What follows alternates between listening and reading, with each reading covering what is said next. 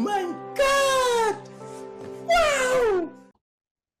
Last session, we did a bunch of kind of shopping, exploring Calaman a little bit, getting to know the new shop keepers for the most part, exploring the city market. Yeah, that's weird, Abby. We can switch to the other one in a little bit. But yeah, shoot, I'm trying to remember off the video. I saw the recap not that long ago.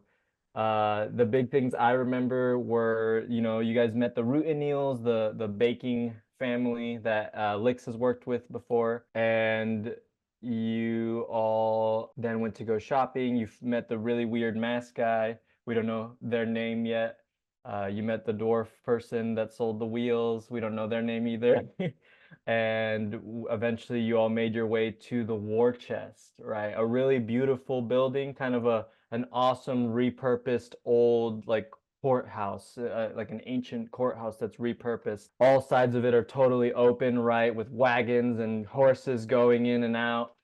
Super busy, important looking place. On the inside, it mostly looks like pretty cool and beautiful, but there's all these like crates and wooden platforms everywhere and ladders that go up, multiple stories.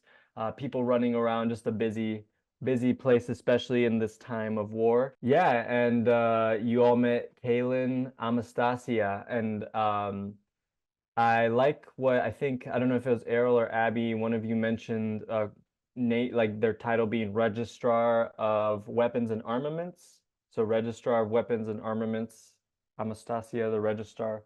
I think that's a good title for them. And they weren't very nice, right? They were kind of ignoring you all, thinking you guys were just new workers.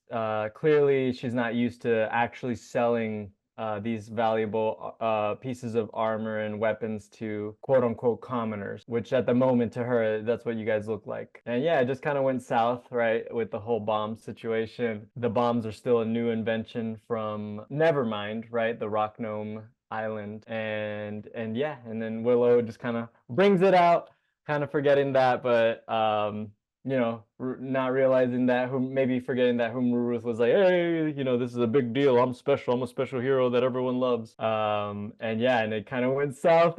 You guys are surrounded by guards. She's roasting you all, really wanting your information, knowing who you are. And eventually you're kind of saved by a mix of, the team's persuasion to back off, to calm down the situation.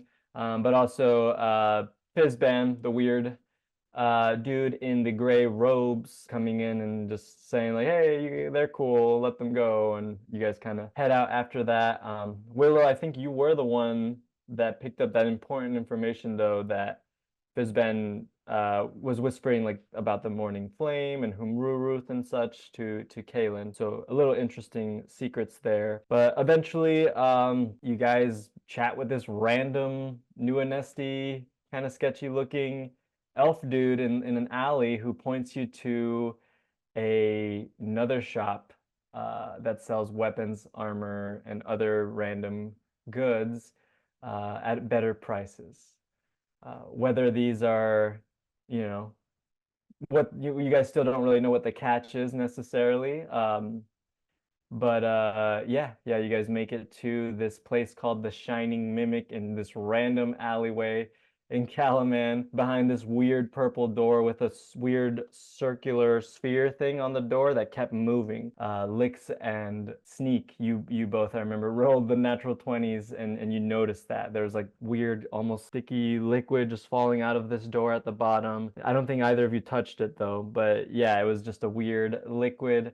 And then, yeah, that weird ball just kept looking at you. And eventually, you're all greeted to the smells of wacky tobacco, lots of incense and different smokes, incense hanging out on these wooden platforms everywhere. And you meet this man called Ardo. And Abby, can you let me share? I'm not sure I can, but Ardo, basically a really old looking Kagonesti elf, kind of tan skin with a giant black hat, weird mask, and then just a bunch of garb, right? Just weird, almost fancy garb, but it's a little dirty, a little sooty, and underneath there's still like weird armor. He greets you all. He's all excited and like, "Welcome to the Shining Mimic!" And he grabs his cup, and then his cup comes to life. Teeth come out of his cup, a tongue, and boom, bites onto his finger. So then this is our friend Ardo, the Beastmaster, right? That's what the new Anesti informant called him. And yeah, this is him. Just has a very noticeable green jewel on his chest. A sword, this fancy red garb, piercings everywhere, this mask, and he looks like quite an old elf, which says a lot for an elf. But he's kind of like one of those weird old people that they look old, but clearly they're doing a lot to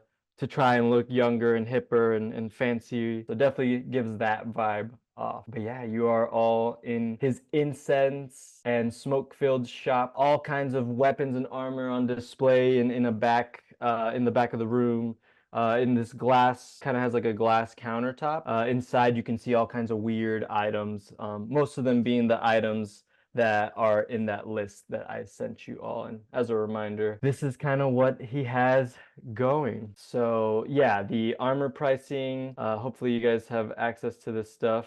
It's basically all here. Yeah, hopefully you guys look through this and you kind of know what you want. Yeah, any questions or anything I missed from that recap? I feel like there's a lot of great character moments, just a lot of reconvening, you guys reconvening as friends after a hectic day before where Vogler was destroyed. If not, then we can get right into it with shopping. So actually, let's switch to the other Roll20 real quick for Abbey. So I'm going to exit this game. If you go to the cog exit, you should be able to then go back to your games. Oh shoot, you know what, Abbey, though? I don't have the music in that one. I'm pretty sure the music's always going to be an issue. I'm sorry. My laptop's like a decade old at this point. I don't know if I can do some research and see how I get It's all right. access to the beta, but it just wasn't loading. Yeah, I don't think the music will save. Oh, nope. It did not. That's okay. Yeah, I mean, I can try to play it, but for some reason when I wear plug-in headphones, it's just crazy loud normally when I share the music with y'all. Here, I'm guessing you guys can't hear, or this is gonna sound too... Yeah, it sounds super loud for me. Very loud, right? So weird. That's okay. Sorry guys, we'll do music next time. Let's just get into the other Roll20. And that's my bad. I should have said that we're using the new one and had everyone test it out beforehand. So Ardo looks at you all and is like, "Welcome, friends! How can I help you all?" And he kind of like gets something from this weird bag next to him, and it looks like maybe a small creature of some kind of a naked looking creature. And he's like, "I'm so sorry I yelled at you, Guppy. I'm so sorry. Were you just hungry?" And then drops the creature in the weird cup mimic's mouth, and it just goes to town, scarfing it down. And then Ardo reaches for his other cup of coffee that is not a mimic this time and starts sipping. So yeah, it's probably like late afternoon at this point, actually, after all your guys' traveling and walking around, especially exploring the city market. That does take some time. So we're hitting late afternoon, almost evening. But you guys are downstairs. You guys are super down in some weird kind of cellar area. Pretty dark. Lyx and Sneak, another thing with your natural 20 perception, you all kind of notice, I think I mentioned this, but just as a reminder, like this weird skirting around of beings in the background. Not necessarily something clear, like a rat or something. They seem a bit amorphous. It's really hard to tell. But yeah, a little amorphous, like maybe longer legs, longer limbs in different parts, but some are shorter, and then just scuttering around almost like a really fast crab or a really fast spider. But yeah, you guys notice that. And maybe you noticed any items that I've already sent, like maybe they already caught your attention too, that you were interested in out of session, out of character. But yeah, he's like, "Oh, we have all kinds of wares here. We have fairly priced armor, fairly priced weapons, all for the good of people, for the good of Kalaman. Yes, yes, friends. How can I help you?" And then you can imagine some energetic, fun music playing. I was actually going to play the Wizards theme from Stardew, Abbey, so RIP. I'm just gonna say that Willow's gonna kind of hang to the back, seeing as she's really messed up in the last place. She's like, I'm just gonna quietly be in the back, not do that again. Okay, so you scuffle kind of, maybe you were the first to go in, but now you kind of awkwardly scuffle to the back of the group. Yeah, she'll kind kind of just be scanning the room because she didn't see what they saw, but it Yeah, feels go ahead and weird do a in here, I'm perception sure. check.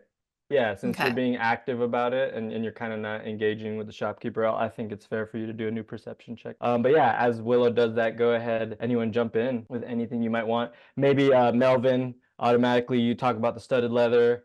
Boom, you sell that. Do you know what armor you had before, Melvin? Regular leather. Okay, he takes off 5 gold for that, so 40 gold for the studded leather. If you give him the armor, of course, unless you want to keep your old armor for whatever reason. It's kind of beat up. He's like, oh yeah, very sweaty, very sweaty. You don't wash this, I see. But that's okay. Aldo can make good use of it. And then he kind of like just flings it to the back somewhere in the darkness of his crates. Yeah, your armor that you've gotten stabbed in, Battle of High Hill armor, a couple memories in there. It's gone. You got this new studded leather armor, which, yeah, it kind of feels as loose and light as the other armor, but you can tell there's a little more toughness to this, a little more pizzazz, and you can still move around well. A little heavier though, so Melvin, maybe you're like, huh, okay, gotta get a little stronger, but you're able to handle it fine. No disadvantage or nothing. Awesome. And then I'm sure Sneak, yeah, you sell your candle. Maybe you try to talk about the daggers or whatever, and he's like,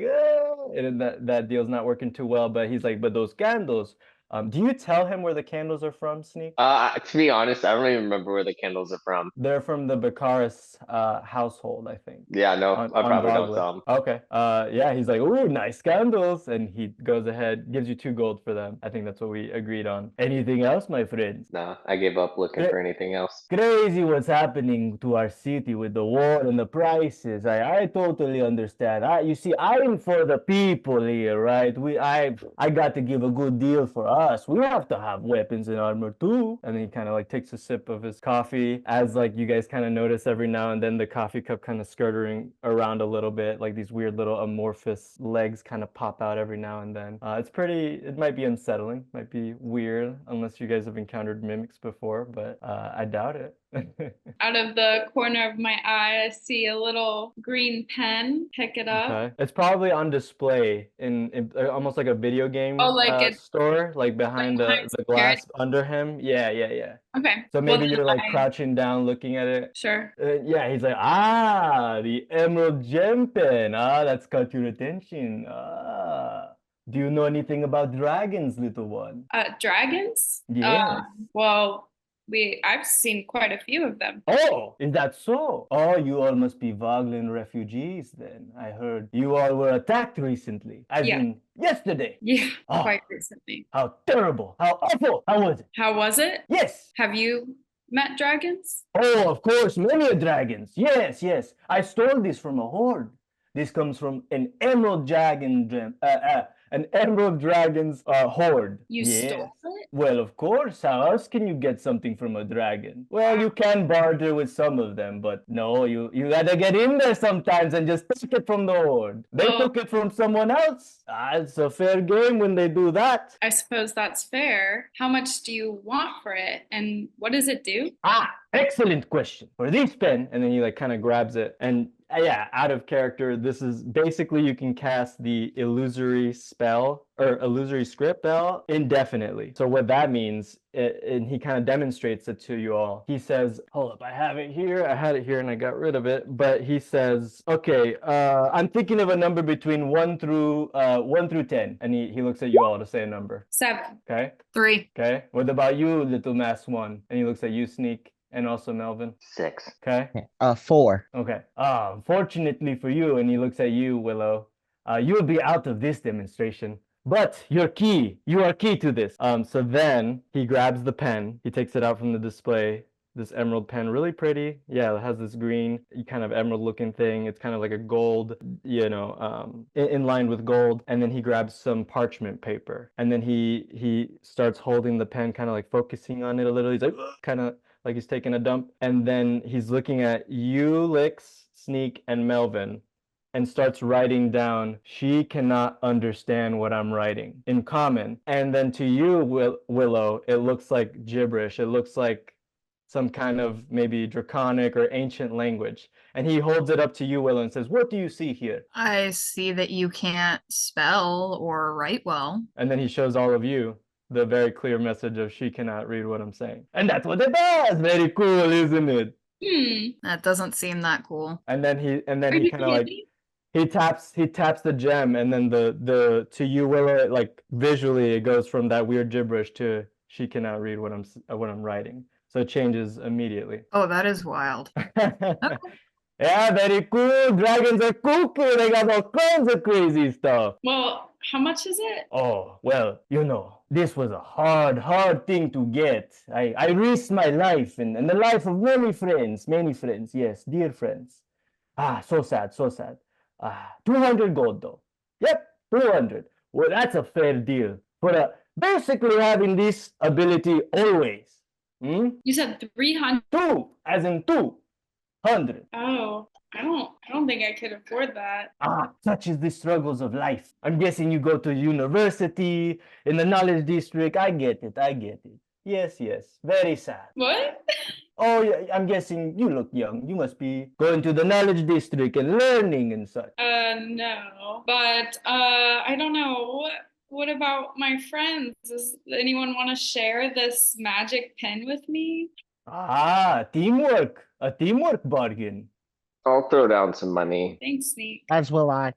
Do you guys have any questions about the item? Does it make sense? Basically, an infinite illusory script spell, which is pretty powerful. Pretty powerful to have something that casts a spell infinitely and that anyone can use it. And it doesn't require attunement either. That's important. So yeah, it's just an item. Or it's kind of like the pole or whatever. It's just the immovable rod, kind of like that. Just a thing that always has these powers. I can also throw in some gold if we need. Okay, so you guys buy it then?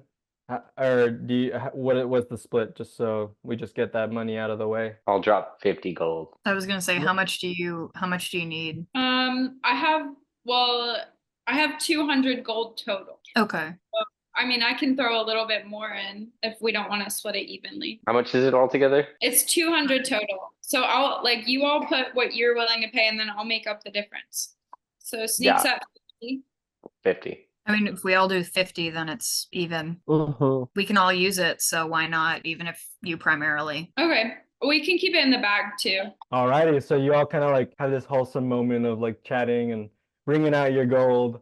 We had a lot. Bring it together and give it to Lyx like parents giving a child money, and you all hand it over and give it to Ardo, and he's like, oh, how sweet. Isn't it beautiful to have such good friends? My sweet mother, bless her heart, always said a good crew is always essential for a good mission. And then he takes the money and very graciously kind of like bows over his long black hair, kind of teaming over a bit. He's got a very powerful aroma to him, all kinds of weird smells, both good and bad. As he leans closer to you, Lyx, you smell the wacky tobacco smoke. You smell kind of some nice fragrances mixed in there too. It's mostly unpleasant.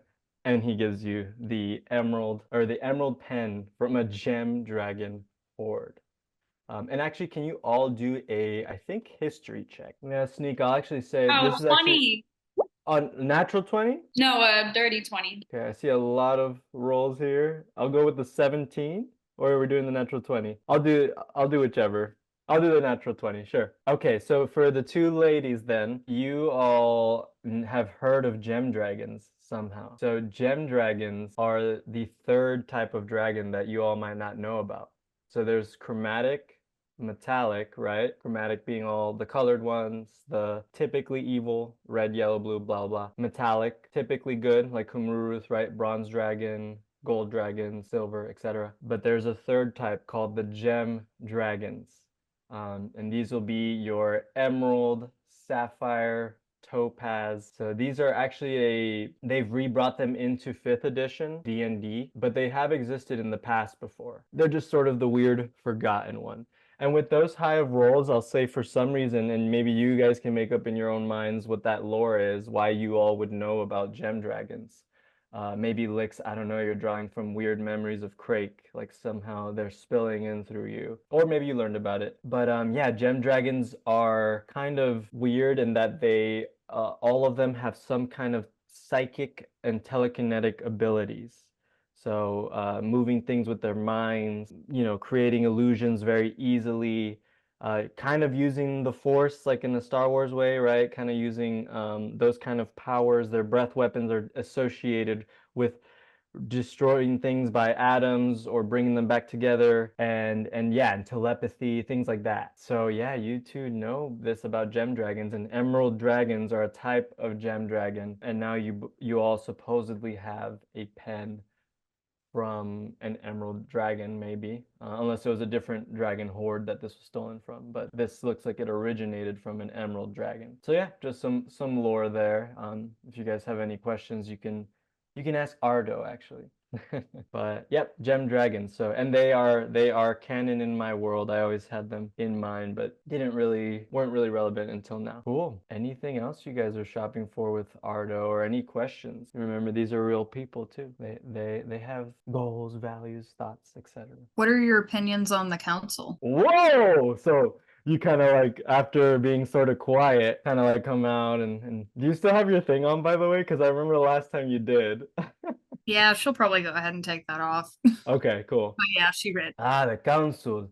Politics. Oh, a touchy subject, ah. Well, they're okay, I guess. Sometimes they get in my way, sometimes they don't. But I enjoy that Theriatis fellow, I guess. He seems to be for the people. He seems to actually care about what we have to say. But yeah, the governor sucks. I do not like him. Okay. I just would go trying to- so far as to say as to curse his mom, but he's okay. No, not really. But if he stumbled upon one of my children, I might not. I might look away. Let's leave it at that. Your children? Oh, have you not noticed them? They're all around us.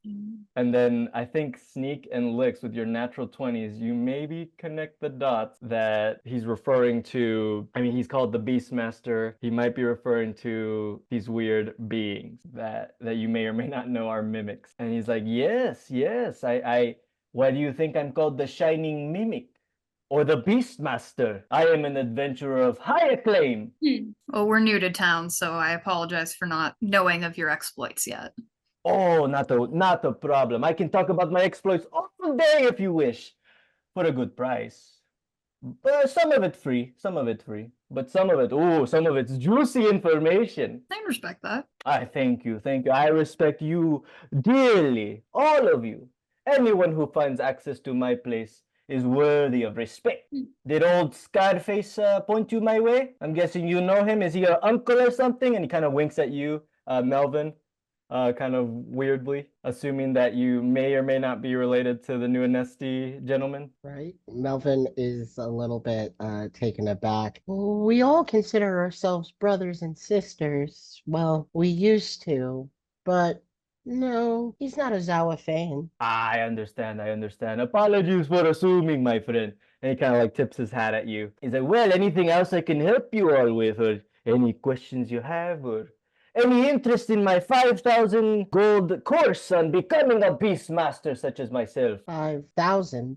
Yes, I'm thinking of maybe a payment installation plan or something to help out with the people that can't pay up front all the way. It's just an idea I'm toying with, really. Maybe As I should make, valuable as and he's your- kind of like looking at his nails. He's like, maybe I should make a survey or something. You know, I always have a lot of crazy good ideas. As valuable as your information is, I think that's a little rich for our blood right now. Oh, yes, it is quite pricey, but it would be worth it to be able to control your own kids, right, Cuppy? And then like he kind of like smacks Cuppy a little bit, and Cuppy like kind of like moves around and is like just kind of screeching around a bit. And then suddenly there's kind of been like this lantern above you all, and the lantern starts to drop ooze. And then he looks up, oh, Lampethin the Third, I'm so sorry. And then he grabs more of these weird beings that were in his bag, these tiny little, kind of looks like little naked rats or something. And tosses a couple up at this thing as this lamp all of a sudden opens up a giant mouth, tongue comes out, and eats these creatures. Like, oh, so hard being a parent, you know. It really is a lot of work with the feeding and the walking and no, don't do that. So crazy, so obnoxious, but you love to do it, right? It's what makes it all worth it. So yeah, you guys may or may not be seeing mimics for the first time as your characters. They are here. Lyx is a little unnerved, but clears the throat and is like, well, as a fellow Miat hater, I'm wondering if you might help me with this little shopping list I have. And I show them the Bill Bricks list with Yeah, the let me try to the wheels are crossed off. So Uh-huh. what's left would be a lever, a comfortable cedar chair, 2 exhaust pipes, steam engine, medium or large tank for water, gears, nuts, and bolts. Okay. He says, "Ah, yes, I have some of these things. Give me 1 second." And then he kind of like runs back into the darkness of his shop, the darkness of the smokes, and all these weird crates, and just rummaging. You just hear shit kind of being thrown around as Cuppy kind of like, you could see kind of anyone who's looking at Cuppy, it's like mouth is kind of like twitching a little bit, and it starts to like shake around a little and just looking around. And he comes back. And he comes back with this big ass seat. I don't know what kind of seat is this, guys. I'm imagining something a little goofy looking, a little unconventional. Maybe like a cushiony seat. Penny farthing seat, so it's like way too high up. We'll have to like cut it down. Okay, that's good. I like that. Yeah, it's definitely not in great shape, but it's a comfortable seat probably. The legs might not look amazing, but maybe Bill Bricks doesn't need that. So he comes back with that seat. He comes back with a lever, actually, and he comes back with just a small little box of fucking gears, nuts, bolts, just, and then maybe more like random tiny shitty screwdrivers. You know, when you get like an IKEA thing and they give you all these extra bullshit you don't need, like that kind of stuff in there, that weird little L-shaped wrench thing, a lot of those in there. But there are lots of gears, nuts, and bolts in it. And he's like, wow, why do you, never mind, I don't ask questions, and you don't need to ask questions to me either, right? We're all friends here. My sweet mother used to tell me, sometimes the money will talk. That will be all the talking you have to do. Let's see, 2 gold? He 2? looks, 2. I don't know what this is. Okay. All right. I think that's fair for these supplies. And he's like, yes, give me 1 second. And he's kind of like tapping each object really hard, kind of like maybe sniffing it, giving it a good smack, just like smacking everything, smacking the box. Okay, you should all be set. And then he shoves all these objects toward you, Lyx. Most of these probably need to go into the bag of holding immediately, especially the chair. Yeah, I think I'll just grab everything, and I don't know. I guess we can trust him. And then I throw it. I think Sneak still has the bag. Yeah, Lyx and Melvin do arcane check. I mean, Sneak and Willow do arcane checks too. Why not? Why not? Let's see what happens. Uh-oh, that's a nat 1, I think. Melvin, you're like, yeah, this is stuff. Okay. Lyx with a 21. That is something. Arcana. Sneak, there's a vibe about you. You know, you're not a magic dude, Sneak, but you're like, this place. What the fuck? And then when it was a natural 20. Sneak, you're like, this place. Maybe in a kind of sneaky kind of way. You're like, there's some magic. There's some tide in this place, in this bitch. This guy's using some funky means here. And I don't know how Sneak feels about that, but you're like, maybe this stuff has been touched with some kind of magic or tide. But Willow and Lyx, good God. I mean, Willow, you have met mimics then in your adventures. This is how I would see this. In your adventures, somehow you've had horrifying, probably, encounters with mimics. This would explain things too, because I think you tried to tell Sneak once to like be careful with a chest or something. So maybe now that makes sense. You're just a little scared that these items are mimics as well. But you like really scan it, you give it a good smack like you've done in the past. You can tell that somehow you feel that these items have been touched by arcane beings, right? Which is what mimics are, but they aren't mimic. And like same with you, but I'll say you've never met the mimic. I think with the natural 20, Willow has, and maybe has fought them. But Lyx, you basically come to the same conclusions. Like this guy, either he uses the tide or something, because there's no way that this would work. There's no way a normal person could control mimics like this. So, and Sneak, yeah, you almost come to that conclusion, Sneak, but not quite. You think it's possible that maybe you could master mimicry. You could have mimic pets. Melvin, you have no clue for some reason. You have never heard of mimics. They just don't exist in Gordranus. Yeah, maybe, I don't know, the gang leaders or whatever in Gordranus just that wouldn't allow that shit. They'd die. Those mimics are dead the second they show up. And yeah, cool. I don't know if you you guys want to add anything to that recollection. But yeah, Lyx and Willow, you definitely know these aren't mimics as far as you can tell, but they've been touched by mimics. And Ardo is weird. He's crazy. He has some kind of weird power over these arcane beings that normally are uncontrollable and very dangerous. Yeah. So maybe that realization finally hit as he was smacking these random chairs and stuff in his weird cellar shop here. Okay, well, thank you for taking those things off my hands. Sometimes I collect things just because they look nice in the moment, and then piles of shit everywhere. You know how it is. Okay, so Lyx is starting to back up. Anything else you guys want to ask or do? I'm ready to get out of here. All right, Sneak, yeah, you're on alert. Sneak's on alert, ready to get the hell out. And he says, well, you know where to find me, my friends. And if you ever have a request for some kind of items or where to find something, let me know, because I am quite resourceful and can find what you might need. So this is true. Out of character, Ardo is an adventurer, so he says. So if there are items that you might want to find, he could be your guy. All right, but you guys start backing up, kind of scared. So are you all like backing up out of here or just walking out? Walking back up the stairs? I'm gonna just turn around and just leave. Okay, cool. Yeah, thank you for your time, and we will probably be back at some point to take you up on that, but might take a minute. Yeah. Oh shit, something I forgot with the natural 20 perceptions. You, Sneak, and Lyx notice these weird blue eyeball painted things kind of on random banners around.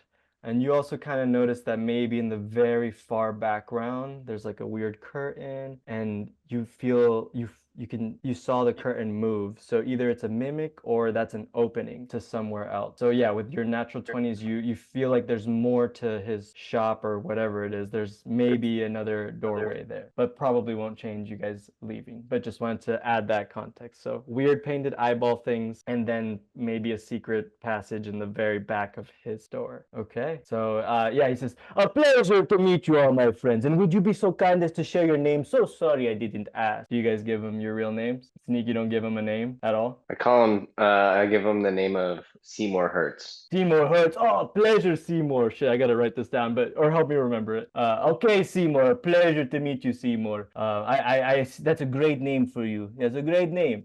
Everyone else, real names? I'll say Willa. Willa, okay. I won't even have you do deception checks because he doesn't really care.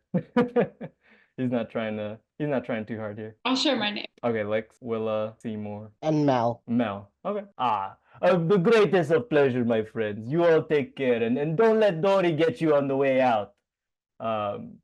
So you guys are heading up the stairs. You see the shitty sign that was kind of hanging up. Yeah? I'm just gonna turn back and be like, is that a joke or do we need to do something? Actually, yes. Yes, great question. Would you mind giving Dory these real quick? I don't want her to get angry. And he tosses like 3 of the weird naked beings that are like kind of screaming and just like, just to be safe, on the safe side. Who takes them? No one's gonna feed Dory? It's not my problem, dude. Slap it on the ground. Okay. Fine, I'll pick them up. Okay. I'm just like holding them out like as far as I can. Like, I don't know if I have a bag or something, but I just... And then suddenly that purple sphere that Lyx and Sneak noticed that was moving around opens into one giant eyeball staring at these things. You can see like the veins on the eyeballs like looking ferocious and ready to roll as the bottom of the door starts to slowly open into a giant mouth, and a tongue like a whip grabs all 3 of them, curls around. These little beings are curled up, tucked up on this tongue into the door. The door opens and does these horrifying, munching down sounds real quick as you guys are back, and the door kind of shuts again. It's still looking at you all for a little bit, kind of looking around, and then it closes its eyelid and kind of relaxes. Neat. Now can we get the fuck out of here? Yeah, that This was is a fucking weird place. Let's go. Yeah, it's weird. Where to next? Melvin kind of huddles next to Willow, like kind of in her armpit, basically. Yeah, you good? I know that was kind of intense in there. Well, I'm not entirely sure that was what one might consider legal on second thought, but maybe we don't tell Nestra about that. Probably not. Not unless she directly asks, and then we can just say, yeah, we know of it. Don't have to say we've been there. Yeah, well, pretty nice armor, he says as he's kind of flexing, fiddling with like maybe the bracer element. The leather is well loved, but it stretches in all the right places. The rivets are mostly there. There's a couple that are probably missing, but Melvin figures he can mend that a little bit later. I'm sure you'll grow into it. So it's late afternoon. Okay. Well, guys, It's actually kind of like almost dusk. Almost dusk. So it's getting pretty late. I saw like we walked by this potion shop, but honestly, I feel like I need to make some more money before I go there. Because there's a few things I might want to get, but I can't stop thinking about that lake. Maybe we should just go get dinner and get a drink and then head that way. Yeah, Definitely I'm gonna not need a too drink if keen we're on going them there. finding us. That too. So you all want to get food somewhere? Where are you thinking? What vibe do you guys want? How- Maybe we should try this. Oh, go ahead. I was gonna say, how far are we from the lake at this moment? It's probably an hour walk, but we remember you guys can speed up time and just we don't have to actually act out dinner or anything. We can just speed through. You guys have dinner. You walk through the nice forests and you make it to the lake. You vibe, you get drunk, or maybe not get drunk. I don't know. I mean, it might be nice to just like chat. It's our first time to like slow down since everything happened too. But I can also be cool with skipping ahead if we want. Yeah, Is you guys are literally around the corner from the Steady Beacon, the giant tavern. But also there's all kinds of, we can improv whatever foods you're looking for. the study beacon is where Melvin might be able to perform at some point, right? Or no? Melvin can perform anywhere. Okay. This is Calaman. There's people performing all over. There's people on the streets performing. But yes, at a maybe a more established place that might bring in more money, yeah, the Steady Beacon could be a good chance for that. Shall we? Sure. So you guys want to do a Steady Beacon? Perfect. Yeah, so you guys get there super quick, right? Maybe just a minute or two to orient yourself out of this weird alleyway. Maybe a couple you do one last glance at Dory, the purple door mimic thing. The triangle is still hanging there, right? The triangle that needed to get hit in order to do that secret message to get in. And yeah, so you guys, in the streets of Calaman, obviously you can still see Castle Calaman at the center, right?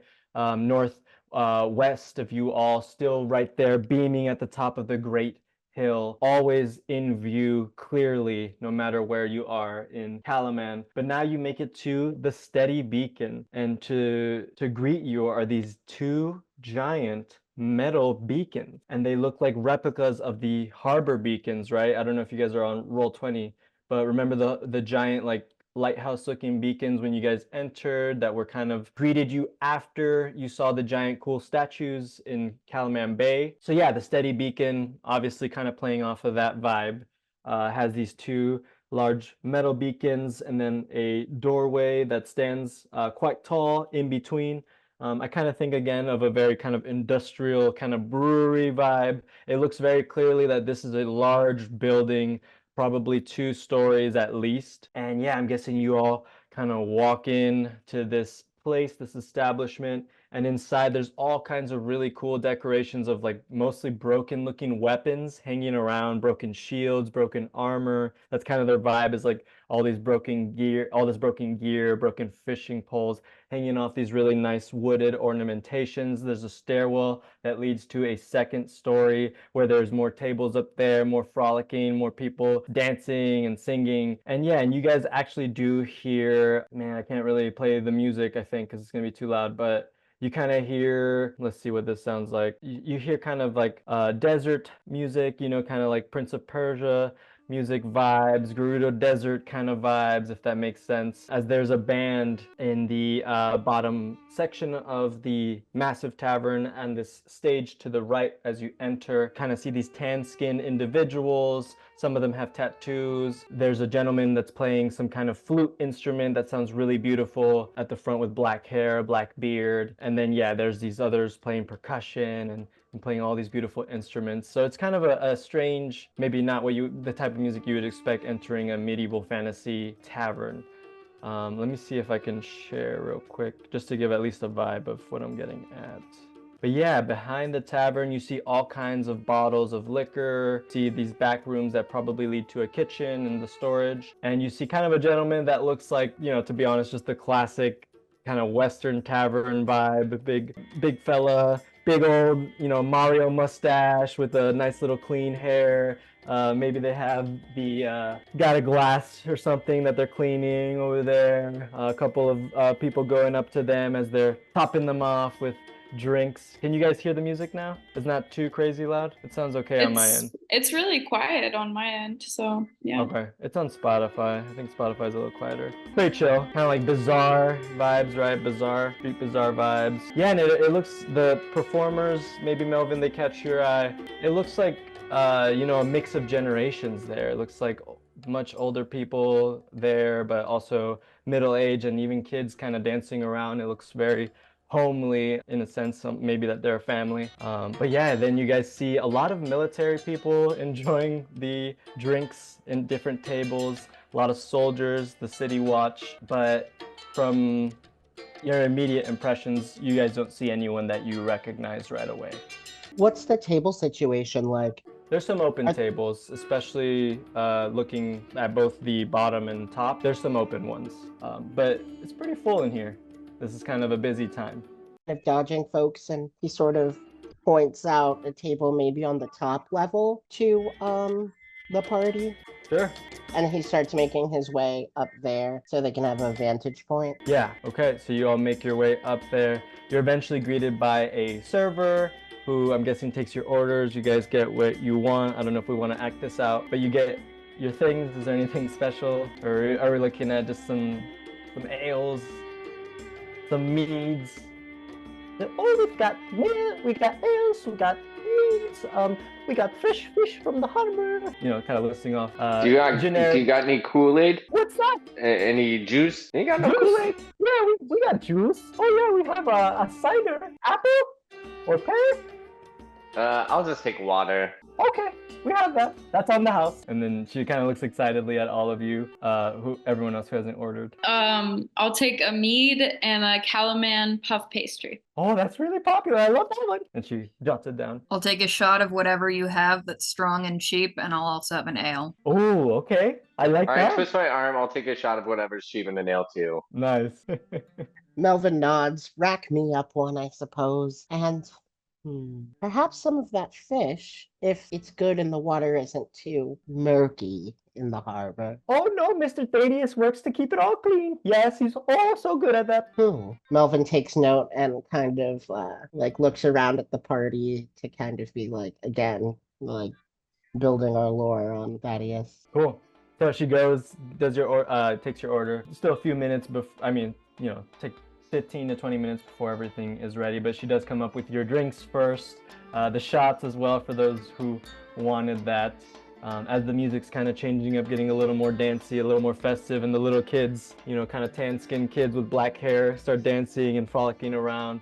There's a woman in really nice garb that's also dancing, and kind of a crowd starts to form around them, doing some clapping and stuff. So it's getting a little louder downstairs as these beautiful stringed instruments start playing. This older gentleman playing these strings. But yeah, what do you guys do? Well, I guess we're all together, and this is our first time to, like, I guess, take a breather. Hopefully, we'll see how the night goes. Yeah, what was all that? Maybe you're looking at Lyx. I feel like her being not a resident of Calman, but she's lived here for some time. When you say all that, do you mean the last 3 hours or the last 2 weeks? About the last 2 weeks, because I've been all over, and this is the most interesting, horrible few weeks of my life. And it all kind of happened when we started getting together. Everyone seems to have stuck around, so I'm willing to stay too. And I don't know, kind of want to know a little bit more about the people I'm traveling with. Well, Willow, you saved my dad's life, and I feel like I would follow you to the moons and back. Melvin, I feel like we were just buddy in the forest, and then shit has been just flung in our faces day in and day out. Melvin kind of nods. He's really kind of solemn. He's really sort of taking everything in. And then after a pause, he sort of thinks to himself, Willow. Yes? What was that when you saved Mr. Sandbottom? I don't usually go with total honesty, but I think I can trust you guys. Unfortunately, the answer is I have no clue, and that's the thing that's making me most nervous about what we're planning to do next. I don't know if it's a good thing, I don't know if it's a bad thing. It's sure as hell never happened before, and I don't know if I can make it happen again. I've not really tried. I don't really know how it happened.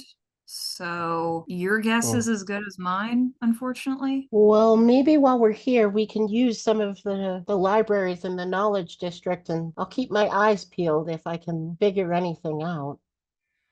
Please do, if you can keep it on the down low. I don't really want us asking specific questions that might make people more wary. Same with, you know, lower voice a little bit. Our Tide users, that's clearly not something that's normal, and I don't want you guys to get bad attention on you either, so. And then this is when the waitress kind of comes in, curls around some of you, bringing, oh, fresh fish, the Calaman, whatever you called it, the Calaman crimpets, or the pastry. The Calaman pastry, and just drops it down. Anything else I can help you all with? Cool. So yeah, she like interrupts this moment for just the briefest moment. Sneak's gonna take the shot glasses and hold the cup up, and he says, you know, we may not know what happens tomorrow, but to be fair, I'm not really sure what happened yesterday. I don't know.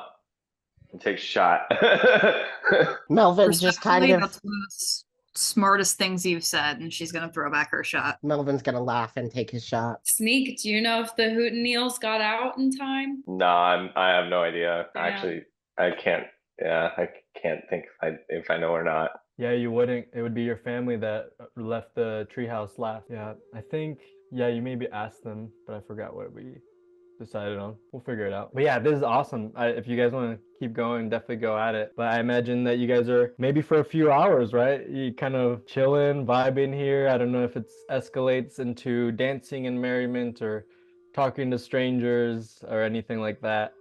No, we got to keep it to a strict like 30 minutes to an hour. Any more than that, like if I go for 2 hours, I'm going to be looking for fairy dust if I have too many beers. So, so yeah, all of a sudden, Bob, the soldier, if you all remember him, kind of generic looking dude, black hair, black beard, but he kind of walks in at the table, or at the tavern main table, and he's like, Jetson, those are new soldiers over there. There's a new military, and he's super drunk. He's like, whatever they got's on me. And he's like, right boys, this is for the Calaman military, yeah! And like a bunch of like the soldiers kind of like cheer as Bob the soldier is gonna pay for whatever the hell you guys have already bought. So he's like the only noticeable person that you guys know, but he did yell that you guys are in the military, and he's happy to have you all be a part of the crew as all the drinks are paid for. And like, yeah, some people, you know, some of the people look at you all like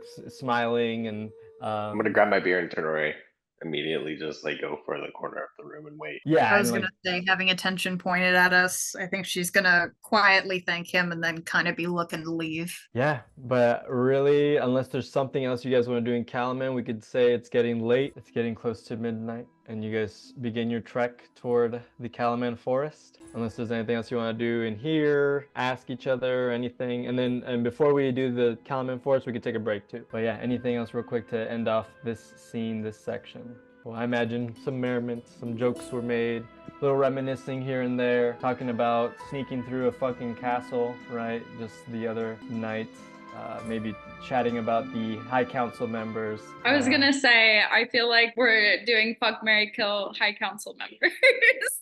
Okay, sure. And as you say that, actually, a giant minotaur peeks in through the door with a nice little black cap, looking incredibly strong. A strange red-robed individual is kind of peering around. And then in the middle, Theriatus comes in and says,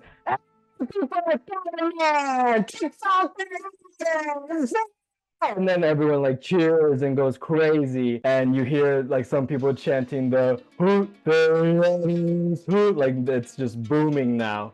So the people of Calaman love this guy, right? They love this young upstart, and he has not noticed you all. But maybe before he comes in, you're doing the fuck, kill, marry. But I just wanted to say that happened before you all exit. Does anyone want to answer fuck, marry, kill for the High Council? We'll reveal it at another time. Okay. I think the waitress overhears this and says, oh, well, you have to fuck Theriatus.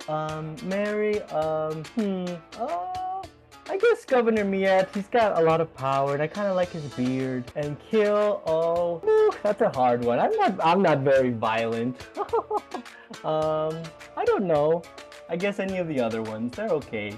Hey, let me ask you a question. How does one get on an audition to play, I guess? Oh, just have a chat with old Jesse down there. And then she kind of points at the tavern owner who's kind of cleaning more cup. He's normally pretty open, but it is quite the schedule. Lots of people booking, but he likes to accept all kinds of music. He's a very quiet, kind of introverted guy, but he's really nice. He's really kind. He lets all kinds of people perform. All kinds, you say? Melvin's just gonna sit on that. I don't think he's gonna do anything about it today, but rather just knowing. Cool. So do you all try to avoid Theriatus and his goons? All right, let's do some stealth checks then. Do we get advantage because everyone is fawning over him and I'm sure he's eating it up? Sure, I'll take that. There's a lot of bodies in the way. This is a busy place. I'll take an advantage. All right, natural 20 sneak. Sneak, you're totally good. Sneaky sneak. Sneaky sneak, living up to it. Sneak, how do you do this? I'm gonna say with the natural 20 sneak, you're good enough to get your whole crew out, to guide them out in a very good way. Way to... I just like happen to see like everybody start to roar and holler about Theriatus, and I see that like a lot of eyes have been diverted away from this, and I have this suspicion that, you know, if we stick around longer, they're gonna be like, hey, what's up, guys? So I'm gonna do like a little like that, you know, a little whistle to the people. She'd be like, to the door, like, let's get out of here, like right now. Then we just jolt to the door, just like so obvious that it's not, you know. Put on the masks first and then go. Oh, okay, that's a good one too. Yeah, and so you all start working your way through the nighttime to the Warrior's Gate, right? So on Roll20, I'm kind of pinging it. This is one of the other main entrances of Calaman. As you guys walk up to the Warrior's Gate, there's actually quite a few lines forming that are going to these booths where there's soldiers, and it looks like there's people checking in, probably, you know, refugees or some of the people in the settlements on the outside, as there's massive tent cities on this side of town, outside of these walls. But yet the soldiers see you all and nod, and there's kind of fire-lit torches lighting the way down on this dirt path to the Calaman forest. As night starts to unfurl, you guys can hear owls in the distance, you can hear crickets chirping, kind of the cool air of the Vingard River and the nighttime as the 3 moons of Kryn shine brightly in the sky. Of course, the moon Nuatari just appearing as a black void blocking out, you know, the stars and everything. And that's the only way to know where it is. But we will pick up from there after our break. Kind of just like nighttime forest sounds, crickets, a little bit of the wind rustling through the trees around you. There's a very clear path though, right? This is a very clear, very long kind of like, think of like a kingdom dirt path, right? Road, a kingdom road. That's pretty well lit, you know, torches along the way. You all see a couple of, you know, random individuals throughout. Mostly looks like maybe couples enjoying the evening at this time. A few guards walking by every now and then, but you all are walking south toward the lake. And sorry, actually, I'm gonna wait for Errol still. I don't know why I started.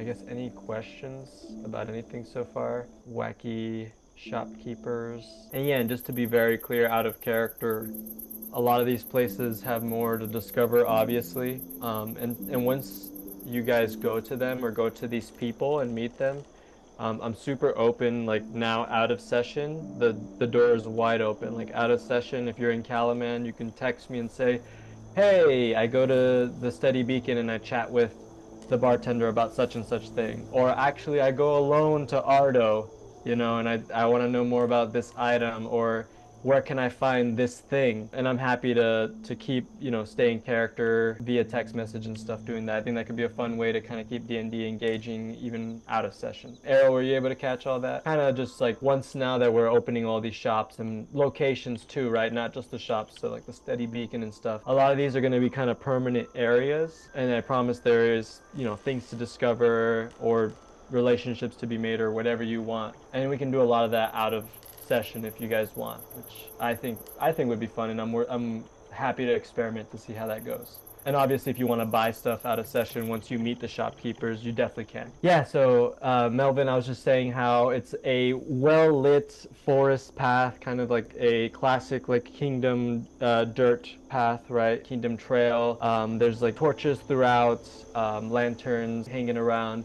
You know, kind of it's pretty quiet, pretty empty outside of a couple, you know, a few couples that are maybe having a romantic stroll, and every now and then a few patrols of guards going back and forth throughout the trail. But you all, I am assuming, are just going to keep heading south, and it takes a while. It actually takes quite some time, about a 45-minute to an hour walk, if you guys are all walking, before you make it to the Crescent Moon Lake. And it looks a little like this. So you all make it to, we'll say, like the bottom of this section here. This is kind of an unbelievable lake out in this southern part of Calaman, of the Calaman Forest. There's still a decent amount of lights out here. You can, every now and then, looks to be a few couples out and about, but there is noticeably no temple. There's no big dark temple, no nothing. Just the three moons of Kryn up in the sky. Maybe the white moon Solinari is really shining its bright light onto the moon right now, glistening. In the very far distance, you guys can see what look like really dark clouds above this mountaintop area. And actually, you all can do a history check. Or I might take nature.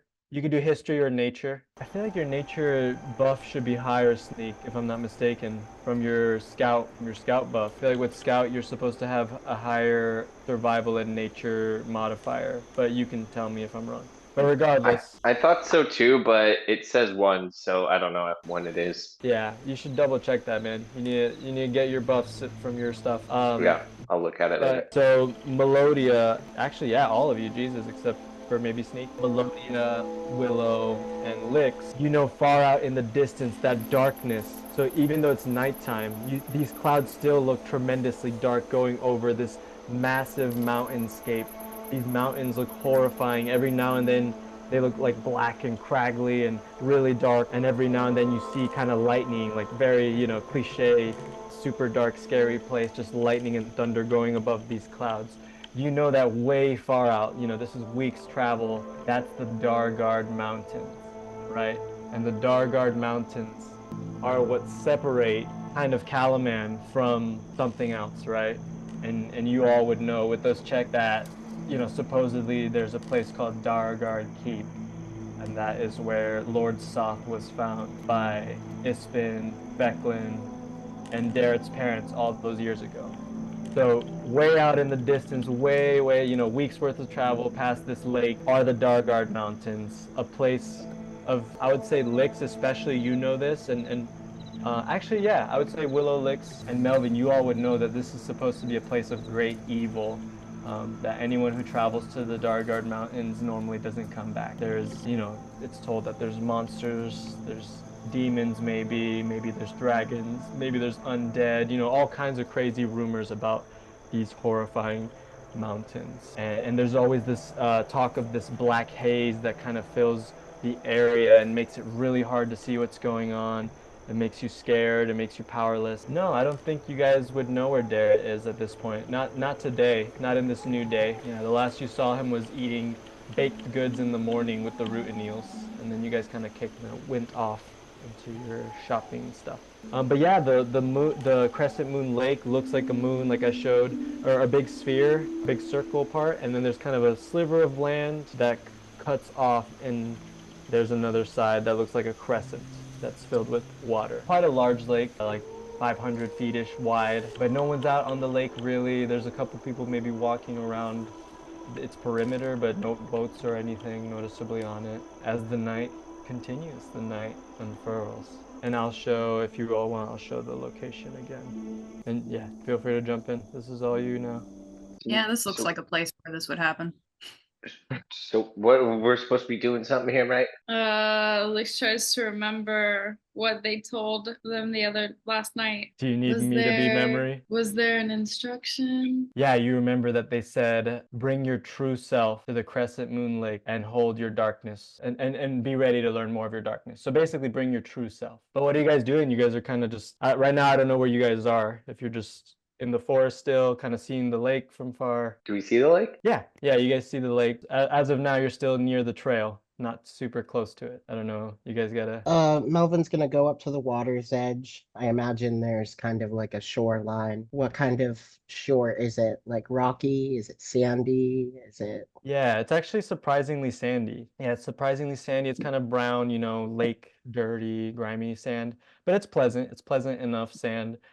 You can see your reflection, Melvin, in the water because of the brightness of Solinari, the white moon. Yeah, the white moon is shining brightly on the lake even at this late hour, and you see yourself. Every now and then you might see a fish flit around. Let's do the thing. They said we needed to bring our true selves. What the heck does that mean? I Does it like skinny dipping? You just like jump in? Is that like your true self? Maybe. I'm not taking my clothes off, and I want you to keep yours on. Yeah, I wasn't planning on showing any. Do I have to show my true self? I don't have to, just you. Yeah, no, all of us. At the same time? Yes. All right. Maybe Well- I'm gonna sit. Okay, you're sitting.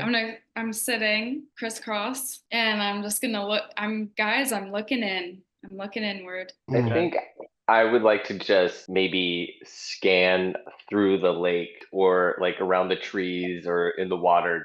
I would like to scan. Can I do that? Yeah, I'll let you choose either perception, nature, or I'll let you do perception, survival, or investigation. You choose. Anyone else want to do any checks or do anything? You said Yeah. perception, You're kind of meditating. survival, and nature, and then what? You could choose either perception, investigation, or survival. I'll let you choose. Just choose one of them. Wah, wah.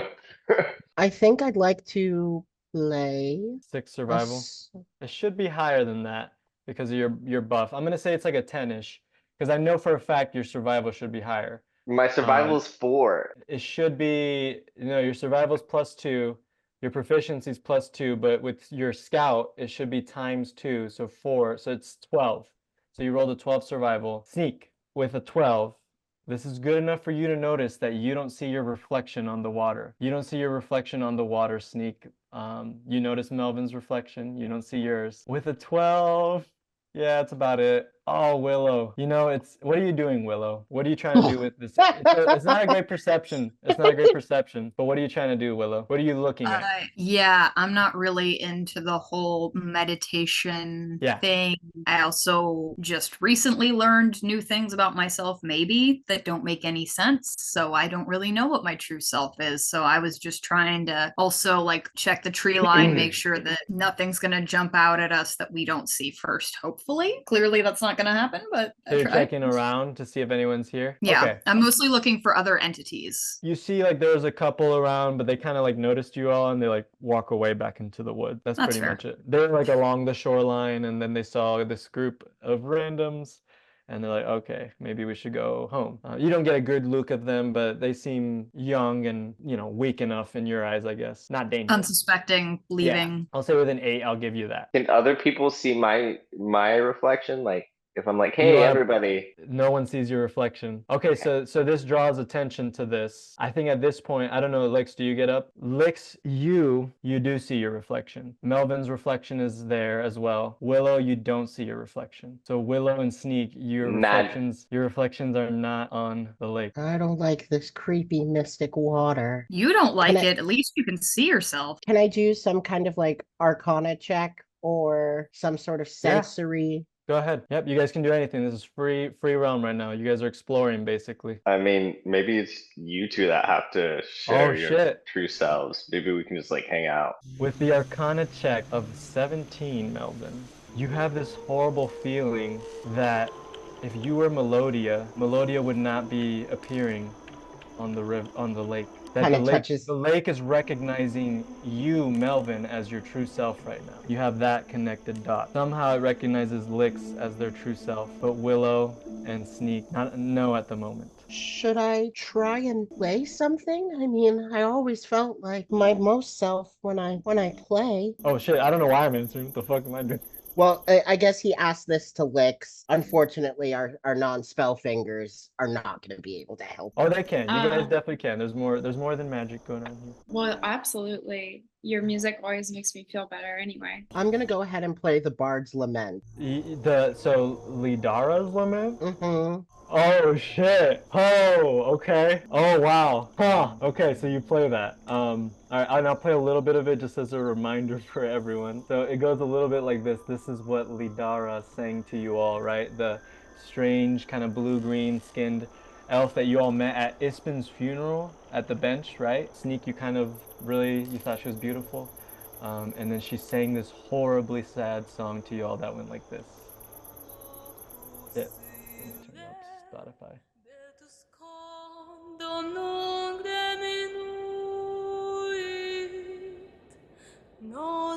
Can you guys hear it? Okay. So this like elvish tone. So this beautiful elvish tone comes out from Melvin. And maybe like Melodia comes in every now and then. And your friends notice that when Melodia starts to form, your reflection disappears on the lake. Can you all do a perception check? I think I actually have something here.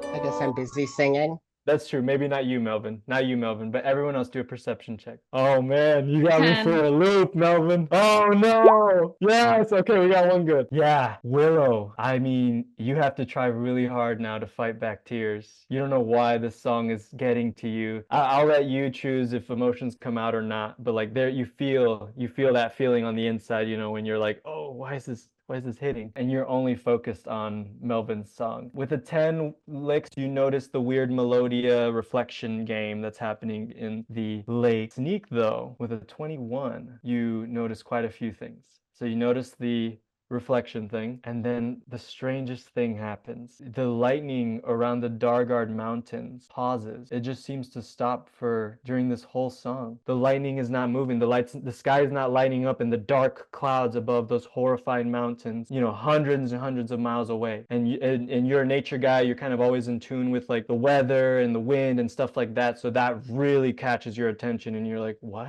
And you feel like you're going crazy. You feel like you're making that up maybe. And Sneak, while in your disbelief and looking around and trying to just be like, what the fuck's going on? You find in the middle of the lake along that crescent kind of like piece of land, you see under these, it's a bunch of dirt and there's a bunch of grass growing over it, but you find this weird stone tablet thing in the middle. And it kind of echoes some of what Lyx has already said, but it's more direct. Show your true self to the lake and hold your greatest darkness in your heart and mind. Only then will our great temple rise. I think while Melvin and Melodia are like singing their song, I like notice a flash and I like glance at over and see that, but I'm gonna like maybe while they're singing, just see if anybody like looks around and like tries to signal if anybody else can see it. No, Lyx noticed the Melvin Melodia thing. Willow looks like she's like kind of like, I don't know, Willow, what are you doing? You're playing coy maybe. The emotions secretly getting to you, but I'm guessing, yeah, go ahead, Willow. Yeah, no, I think that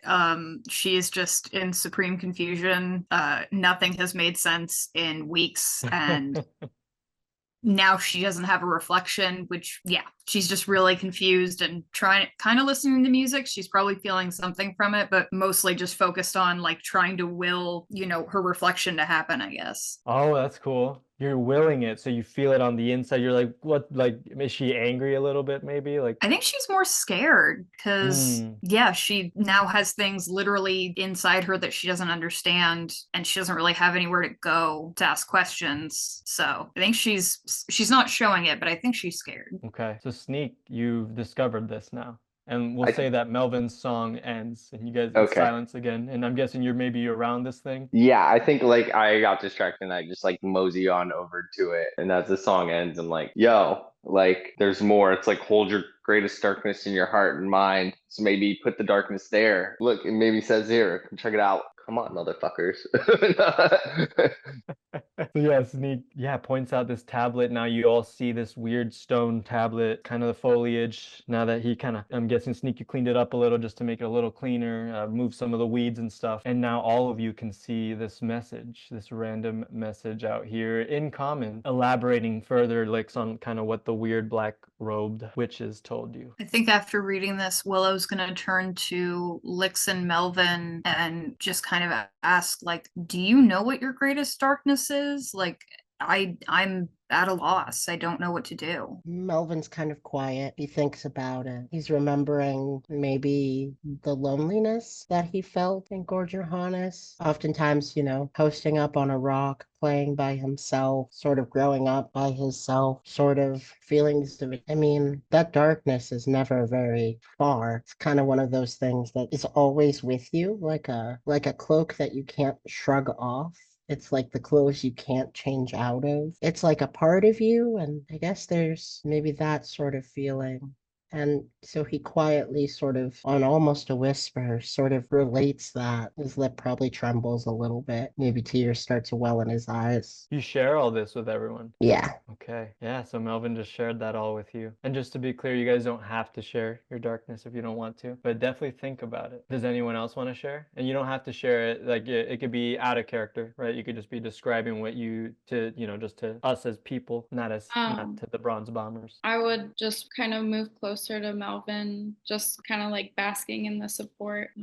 But yeah, I wouldn't outwardly share that I'm just thinking about just everything that continues to wear me down, primarily the loss and the distrust in myself, not feeling like I can make a difference. I think Sneak is going to be very open and say, like, he tries not to hold on to grudges or hold on to feelings and take every day as it is. So he doesn't think he really has any darkness within him. However, he is very sad about what happened to his home, and that might be the closest thing he has. Yeah, maybe you imagine your moment again with Darrett on the boat as you guys were heading out, seeing Vogler burn, right? And both of you being like, we have to kill her. We have to kill Consaldi. And both of you just wanting to kill these dragons, to kill her. As you say that, so you say this out loud, Sneak, your reflection kind of comes on and off on the lake. But when it appears to you, Sneak, your face where your mask is keeps being obscured and not showing. But it keeps, everything else, your body's showing. But your face, your mask is still, it looks like water. It just looks like blurriness. And then it kind of goes back to just water. And I think, Lyx, you would notice that with your perception check too. Maybe it wants you to take your mask off. I guess if I got to.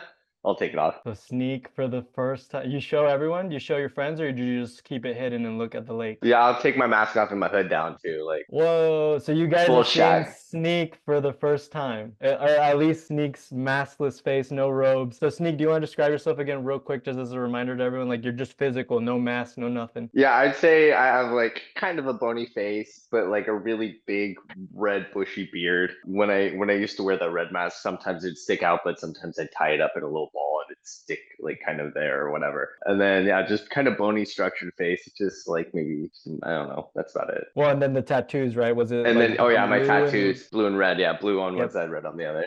Yep. Yeah, and yeah, you're Kender, obviously. What, like 3.5 feet or something? Maybe 4 feet, something like that. So this is Sneak for the first time, and Sneak, your reflection is glaring clearly now on the crescent moon lake. So only, yeah, your reflection is on there, and I don't know, maybe you're playing around with the mask. Every time you put on the mask, your reflection goes away. You take it off, you're there again. So it's just Willow. You can't see yourself. Willow, what are you feeling? You don't have to share your darkness things if you don't want to. Unless you want to do it out of character, then you can. But if you don't want to do that, it could just be general feelings again, emotions, something like that. Thoughts. Any thoughts that Willow has? Yeah, I think the scared feelings are kind of turning to frustration because now everybody else has figured it out and she's still hasn't. So maybe she's going to start thinking about her previous group and traveling together and how wonderful that was until it wasn't, and how that group, without needing to, basically left her to die. And the only reason she didn't is because she wasn't supposed to. She doesn't really understand that, and how after that she just dedicated herself to making sure that she could take care of herself in the future because nobody else was going to. So I As guess you that's think, kind of yeah, she's you're like voicing some of it, but not like mostly the emotions, not so much the what happened. as you think you weren't supposed to, a horrifying image flashes on to the lake of this massive, tall, feathery being with giant wings, just flashes, just and like almost kind of yells at you, like yells at just you, and only you hear this. No one else reacts to anything from the lake as its wings are spread out very wide. So I'm the only one who sees this. Yeah, and it's just like 2 seconds, just a Okay. flash, a horrifying flash of this being. You do notice what sounds like ravens and maybe crows just kind of like fucking about in the forest now, in the trees. The crickets continue, but now there's some jibber jabber of crows and ravens. Okay. I think on having that vision, she's going to go ahead and explain the things that she was holding back about, again, the previous group and being left for dead and not really understanding why, but that she didn't die. You say that to the group? You say that out loud? Oh, okay. And as these words kind of come out slowly, kind of like particles, your vision starts to form of you a little bit, except only you see this reflection has wings as well. You see the wings, friends see the reflection of you. And now, so you all have mentioned some of your darkness, right? Some of the things. I'm guessing at this point you're all kind of thinking of these things and maybe a little bit of what your friends have said. And then it's still, the air is still. The crows kind of quiet down. The storm continues out way far, hundreds of miles away, but it seems to be a little slower flashing. They're still flashing though above the Dargard Mountains, as suddenly there's small waves start to move around on the lake, small waves, small ripples that get bigger, almost as if they're focusing on a center in the giant spherical part of the lake, the giant circular part of the lake. And then suddenly it looks almost like a tidal pool, swishing in the center, swishing as the earth starts to shake, as everything starts to shake. And suddenly, rising from the lake, you all see what looks like some kind of horrifying but beautiful obsidian black castle